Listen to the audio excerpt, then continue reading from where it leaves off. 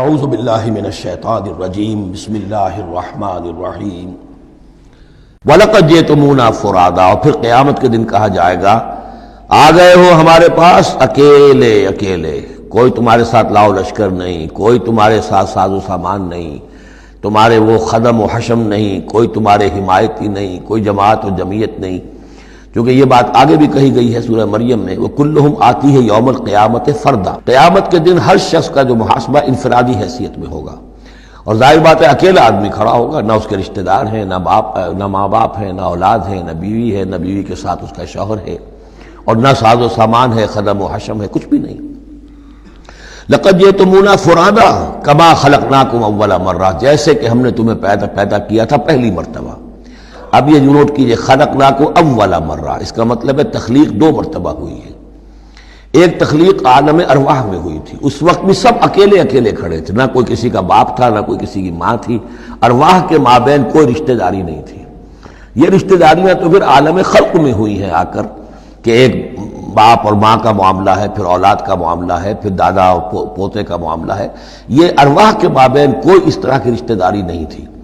تو جیسے کہ ہم نے تمہیں پیدا کیا تھا پہلی مرتبہ، کہ تمام انسان وہاں موجود تھے، فرق صرف یہ ہے کہ قیامت کے دن جب ہم کھڑے ہوں گے تو ہمیں ایک جسم بھی اور دیا جائے گا، لیکن جس وقت ہم تھے اللہ تعالیٰ کے پاس اس وقت عالم ارواح میں، اور جب ہم سے عہد لیا گیا تھا الست بربکم قالوا بلی، تو مجرد ارواح تھی، اس وقت کوئی جسم نہیں تھا۔ لیکن یہ کہ وہ جو اس کے اندر مشابہت ہے، کہ جیسے اس وقت بھی حضرت آدم سے لے کر ان کی نسل کے آخری انسان تک جو دنیا میں ہوگا قیامت تک، وہ سب کے سب ان کی ارواح موجود تھیں، اسی طریقے سے قیامت کے دن بھی یہ سب کے سب کھڑے ہوں گے۔ وَتَرَكْتُم مَّا خَوَّلْنَاكُمْ، اور تم چھوڑ آئے ہو اپنے پیچھے جن چیزوں میں کہ ہم نے تمہیں لپیٹ دیا تھا۔ یہ اصل میں کیا ہے؟ میری ایک انا ہے، میری ایک روح ہے، وہ میرے جسم میں لپٹی ہوئی ہے۔ پہلا غلاف تو یہ جسم ہے، پھر اس غلاف کے اوپر کپڑوں کا غلاف ہے، کپڑوں کے اوپر پھر مکان کا غلاف ہے۔ ہم غلاف در غلاف جو ہے، ہماری جو اصل حقیقت ہے، وہ جو اصل نفس الامری ہے ہماری روح، وہ در حقیقت ان غلافوں میں لپٹی ہوئی ہے۔ تو جو بھی غلاف ہم نے تم پر چڑھا دیے تھے وہ سب چھوڑ آئے ہو، وراء ظہورکم، اپنے پیچھے۔ وما نرى معكم شفعاءكم الذين زعمتم انهم فيكم شركاء، اور ہم دیکھ نہیں رہے تمہارے ساتھ کہ تمہارے وہ سفارشی نہیں آئے جن کے بارے میں تمہیں گھمنڈ ہو گیا تھا کہ وہ تمہارے معاملے میں شریک ہیں، سفارش کریں گے، تمہیں بچا لیں گے، چھڑا لیں گے ہمارے محاسبے سے، ہماری پکڑ سے۔ لقد تقطع بینکم، اب تمہارے مابین سارے رشتے ٹوٹ چکے، یعنی چاہے انہوں نے حضرت مسیح کو سمجھا ہو شفاعت کرنے والا، تو مسیح بھی اعلان برات کریں گے کہ میرا تم سے کوئی تعلق نہیں ہے، میں کوئی تمہاری شفاعت نہیں کر سکتا۔ کسی نے شیخ عبد القادر جیلانی کو سمجھا ہو تو وہ بھی اعلان برات کریں گے۔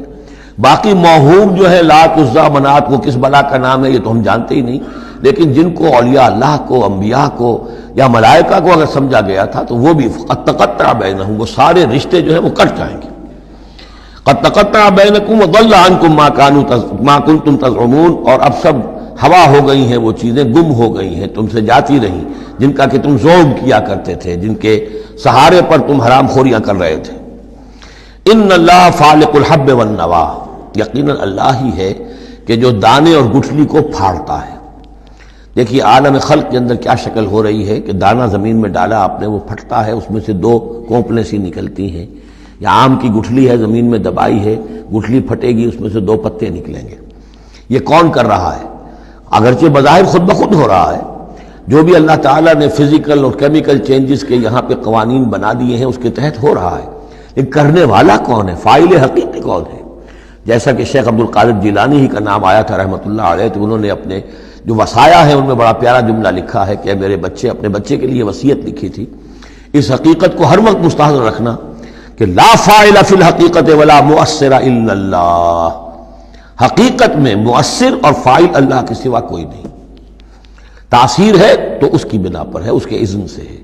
کوئی فعل کا ارادہ تم کر سکتے ہو، لیکن فعل کا بالفعل انجام پذیر ہونا یہ تمہارے اختیار میں نہیں ہے، یہ تو اللہ کے حکم سے ہوگا۔ ان اللہ فالق الحب والنوا، یقیناً اللہ ہی ہے پھاڑنے والا دانے اور گٹھلی کا۔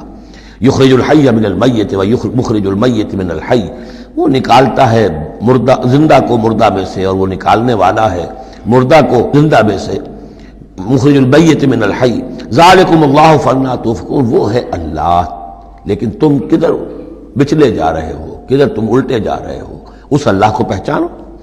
فالق الاصباح، اب یہ فلق دوسرا بھی ہے، وہ ہے صبح کا پھاڑنے والا، رات کی سیاہی کا پردہ چاک کر کے سپیدہ سحر کو نمودار کرنے والا۔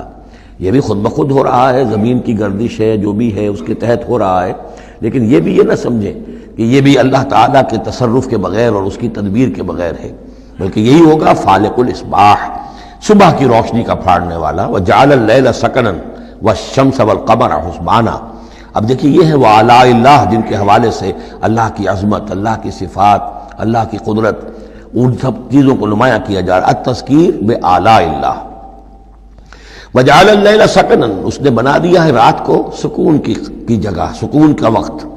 والشمس والقمر حسبانا، اور سورج اور چاند کو اس نے بنا دیا حساب کے لیے، وہ حساب کا ایک نظام ہے جس کے تحت چل رہے ہیں، اسی سے دن وجود میں آ رہے ہیں، رات وجود میں آ رہی ہے، اسی سے مہینے وجود میں آ رہے ہیں۔ ذالک تقدیر العزیز العلیم، یہ اندازہ ہے مقرر کیا ہوا اس ہستی کا جو العزیز ہے اور العلیم ہے، زبردست ہے اور سب کچھ جاننے والی ہے۔